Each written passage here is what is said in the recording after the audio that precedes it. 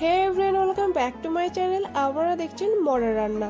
তো মডার্ন রান্নাতে আমি আবার একটা নতুন রেসিপি নিয়ে আপনাদের কাছে হাজির হয়ে গেছি।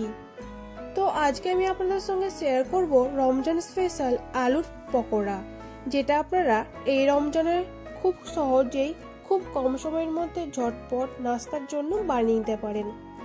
তাহলে দেরি না করে রেসিপিটি অবশ্যই প্রথম থেকে শেষ পর্যন্ত দেখতে হবে। তাহলে চলুন কিভাবে বানাই আপনারা দেখে নিন। তার জন্য একটা আলু নিয়ে নিয়েছি, আলুর খোসা ছাড়িয়ে ভালোভাবে ধুয়ে নিয়েছি। এবার একটা গ্রেটারের মাধ্যমে আলুটাকে ভালোভাবে গ্রেট করে নিব। এখানে আমি বড় সাইজের আলু ব্যবহার করেছি, তাই একটাই নিয়েছি। আপনারা আলুর কোয়ান্টিটিটা বাড়িয়ে বা কমিয়ে নিতে পারেন। তো ঠিক এরকম ভাবে আলুটাকে ভালোভাবে গ্রেট করে নিতে হবে। তো দেখুন এখানে আমার আলুটা ভালোভাবে গ্রেট করা হয়ে গেছে। এবার এর মধ্যে দিয়ে দিব আমি পরিমাণ মতন জল। এবার গ্রেট করা আলুটাকে ভালোভাবে জলের মাধ্যমে 2 থেকে 3 বার মতন জল বদলিয়ে বদলিয়ে ভালোভাবে ধুয়ে নিতে হবে। তাহলে দেখবেন গ্রেট করা আলুটা খুব সুন্দরভাবে ধোয়া হয়ে যাবে। আর ধোয়া হয়ে গেলে পকোড়াটা একদম পারফেক্ট ভাবে তৈরি হয়ে যাবে।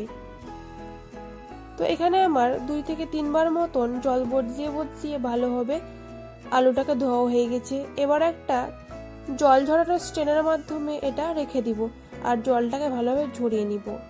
জল ঝরা হয়ে গেলে অপর একটা বাটির মাধ্যমে আমি গ্রেট করে রাখা আলুগুলো একে একে দিয়ে দিব।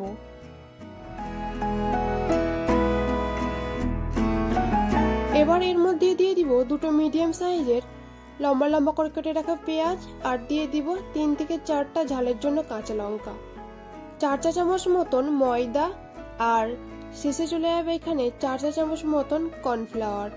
আরও এখানে দিয়ে দিব 1 চা চামচ গুঁড়ো হলুদ, হাফ চা চামচ মতন লাল লঙ্কার গুঁড়ো, হাফ চা চামচ মতন জিরে গুঁড়ো, আর দিয়ে দিব আমি এখানে হাফ চা চামচ মতন গরম মশলা। আরও দিয়ে দিব 2 চা চামচ মতন সর্ষের তেল। এবার ভালোভাবে হাত দিয়ে মাখিয়ে নিতে হবে, যাতে একটার সঙ্গে একটা উপকরণ ভালোভাবে মিশে যায়। রমজানে যাদের হাতে খুব কম সময় থাকে তারা এই রেসিপিটি অবশ্যই বানিয়ে দিতে পারেন। দেখবেন খুব সহজে এই রেসিপিটি কম সময়ের মধ্যে তৈরি হয়ে যাবে আর খেতে দুর্দান্ত স্বাদের তৈরি হবে। তো ভালোভাবে মাখানো হয়ে গেছে এখানে। আর অপরদিকে একটা কড়াইয়ের মধ্যে সর্ষের তেল গরম করে নিব। গরম করা হয়ে গেলে এবার এর মধ্যে পকোড়ার শেপ দিয়ে আমি ভালোভাবে একে একে দিয়ে দিব ফ্রাই হওয়ার জন্য। ফ্রাই করার সময় অবশ্যই ফ্লেমটা লো টু মিডিয়ামে রাখবো, তাহলে পকোড়াগুলো পারফেক্টভাবে ফ্রাই করা হয়ে যাবে। এক পিঠ ফ্রাই করা হয়ে গেলে অপর পিঠটি ফ্রাই করার জন্য হালকাভাবে আমি একটা চামচ দিয়ে উল্টিয়ে দিব। ঠিক এইভাবে পকোড়াগুলো 8 থেকে 10 মিনিটের মধ্যেই খুব সহজে তৈরি হয়ে যাবে।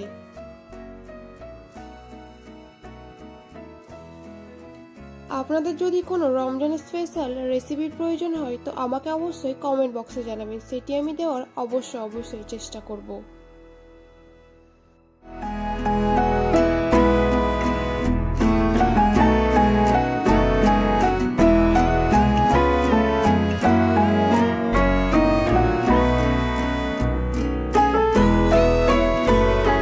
এখানে আমার আলুর মুচমুচে পকোড়া একদম পারফেক্টভাবে তৈরি হয়ে গেছে। এবার একটা তেল ঝরানো স্ট্রেনার নিয়ে ভালোভাবে তেল ঝরিয়ে পকোড়াগুলোকে তুলে নিব।